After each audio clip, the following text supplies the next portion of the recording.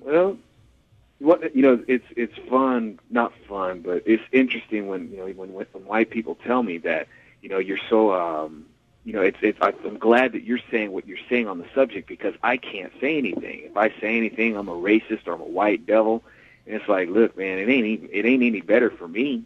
They hate me just as much as they hate you. I'm a Uncle Tom, I'm a bootlicking, sellout, whitewash, N-word, all that sort of stuff. So I get it pretty bad. And fortunately, I don't get it a lot, but I do still, when I do get it, man, it's pretty awesome. Well, I know you do. I've read your comments that come on there, and I know you leave them up there so people can see how liberals overreact and how they speak. The problem is when I want to say, okay, I think Clarence Thomas is a hero, and I start articulating what he means to me and how he has aspired. A lot of liberals will say, well, someone like Clarence Thomas is really not even a minority because he is conservative, or because he might support someone who's Republican. And you, being me, white devil, you can't even touch the subject because you don't even know about the struggle. You can't identify it. You never can. I mean, it shuts off debate. But it's something that I have to contest with. I go in there and I talk about it because, right. I'm going to do that. And I will get it, but there's I think a thing in place to shut me down that I think you can say, look, I'm a black man. I'll tell you my thoughts on this, and at least you're not shut down on the level on that little area where I'm at. Well, it's I guess in a way it'd be nice if that were so, but even as a black man, you just can't have black skin. Right. You gotta be black down to the bone. It's what's underneath. Like, when they're talking, like, say for instance, Bill Clinton. Mm-hmm. Bill Clinton was black inside. Right? We're talking about, we got the first black president. I thought Bill Clinton was the first black president because he was black on the inside. Right. So it's like there's an attitude, there's a disposition, there's a cultural connection with blackness. And and really, I don't know how deep that actually goes. As far as terms with Bill Clinton, maybe there's more facetiousness to that than anything else. Mm-hmm. But like now, say for instance with me, when they say that I'm whitewashed and so on and so forth, and I've just let Republicans get into my head, and when you say Republicans, you don't just mean Republicans, you mean white, right? It's like, look, man, I live in California, I live in a liberal state. And any white people that would have any influence over me would be liberals.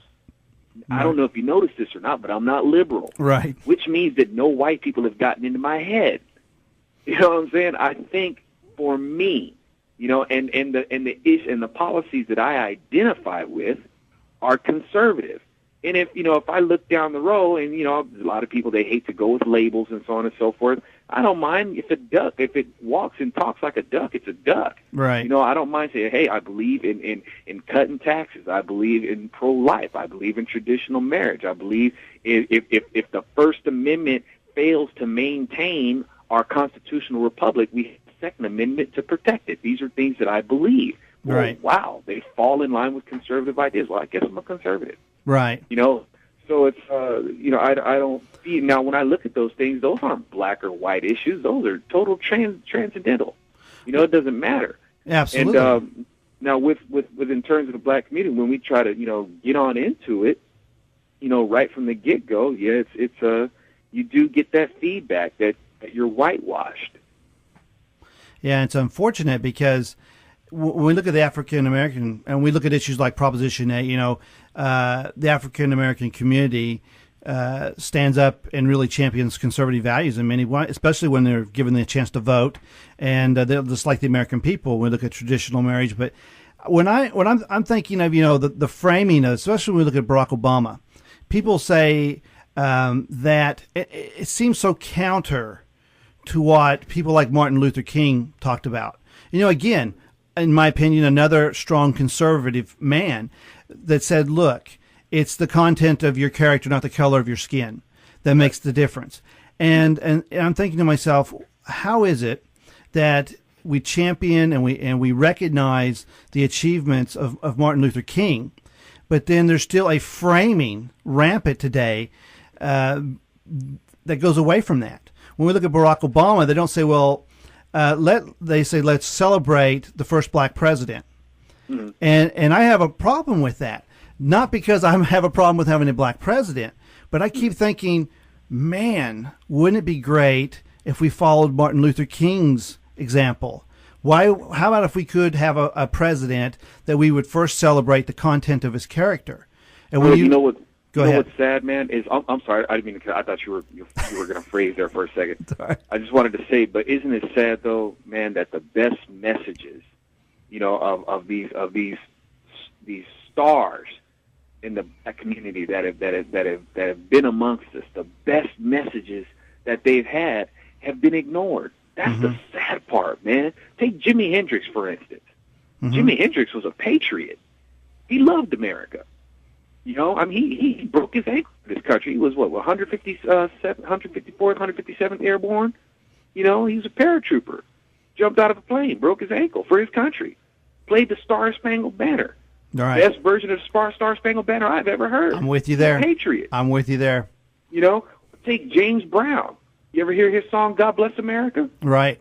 When he says, this is the greatest country in the world. What other country, can you, I was a shoe shine boy who grew up to shake hands with the president. What other country can you do that? Right. When you're born in poverty in other countries, you can pretty much bank on staying there, but not here. Right. That's how, but these messages get lost or forgotten, and it's just this whole thing that America is this evil place. And if you think otherwise, then you have just sold out to the white man. You living in the white man's world now. You're just a bootlegger for him. Yeah, I agree. So, you got people crying about 40 acres and a mule. It's like, number one, what do you need a mule for? You don't need a mule. Right. Number two, what do you need 40 acres for when you got freedom? There was a time when we weren't even allowed to own property. You have freedom now. You can buy 3 times. If you work hard enough, you can buy 3 times the amount of 40 acres if you want to. Right. And you worry about 40 acres and a mule. Right. So it's like these things, like it saddens me because it makes our culture look like a bunch of sissies. Yeah. As if we're the only culture or the only race of people who has ever had to endure slavery. Not the only ones. We may be the latest ones in a more that we can account by, but we're not the only ones who have ever endured it. Slavery's still going on in Africa today. Blacks enslaved by other blacks. Genocide waged on blacks by other blacks. Now they want to call me self-loathing. I'm not self-loathing. You go over to Africa and you see what's going down there. You can go into inner cities and see Crips and Bloods cutting each other down. That's hatred right there. I don't even use the word. The only time I use the word N-word is for illustrative purposes. Other than that, I never call another black man that. Right. So there's no hatred on my end. Right. So well, I don't know, man. And I wouldn't doubt that a bit because I can see how you live the conservative philosophy.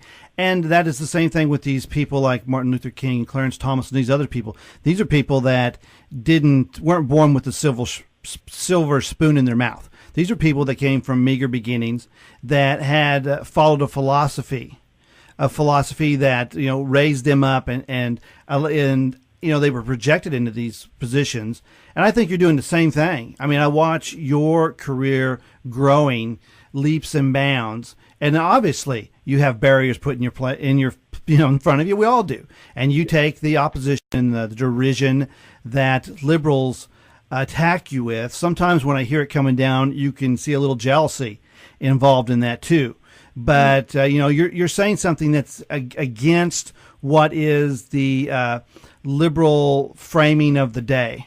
And the liberal framing of today, in my opinion, is that, look, you can't make it. And this is not just to the African-American community. This is to everybody, really. Yeah. You can't make it because you're a woman, because you're a black man. Here in Kansas, you can't make it because you're just a little farm boy. You're just from a little depressed economic area. And so you can never really aspire very high. And the only way you're really going to keep your lips above the water is if you're holding on to big government. And we're here to do that. And don't try to go any further. And you've talked about that. I thought that was very interesting when you were talking about the chicken feed, coming out to feed the chicken.